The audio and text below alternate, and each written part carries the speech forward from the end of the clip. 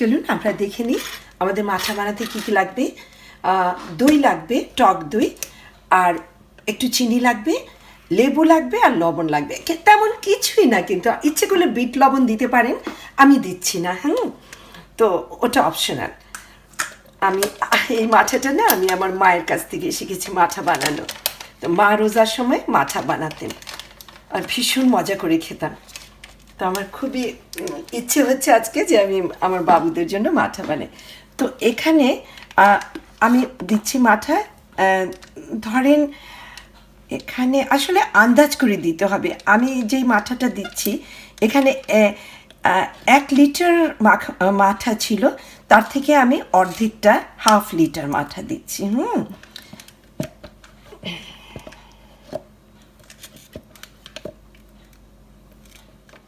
আর এর মধ্যে আমি দেব 1 কাপ পানি।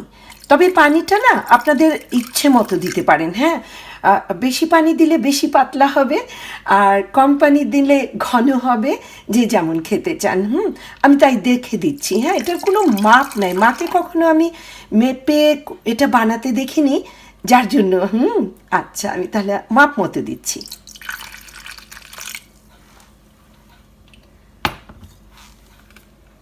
আর এটা না ভীষণ ফেটতে হয়, যত ফেটবেন তত সুন্দর হবে।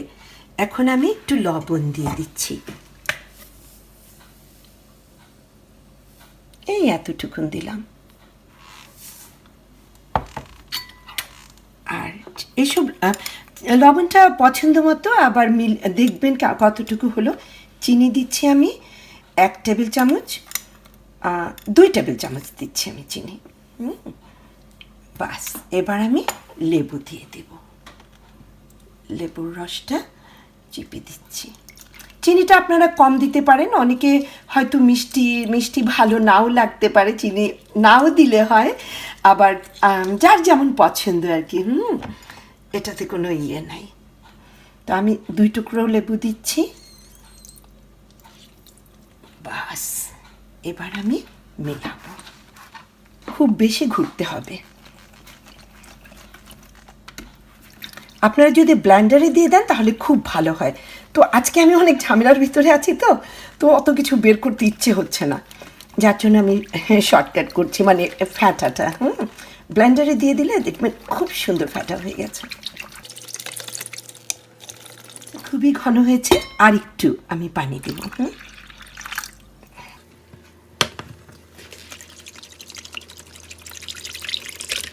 এটা ফেটতে ফেটতে একদম ঘন ঘন হয়ে যাবে, উপরে ফেনা ফেনা হয়ে যাবে, তাহলে বোঝা যাবে যে খুব ভালো মাঠা হয়েছে। এই যে দেখেন কি সুন্দর ফেনা হয়ে গেছে। তো হয়ে গেল আমার মাঠা। এবার আমি জাগে ঢেলে রেখে দেব, বাচ্চারা এসে খাবে, তখন আবার দেখা। দারুণ। এই যে মাঠা খাচ্ছি, একেবারে ছোটবেলায় নব বাড়িতে সকালবেলা ভোরের বেলা বের হয়ে যেই মাঠা খেতাম, ওই টেস্ট।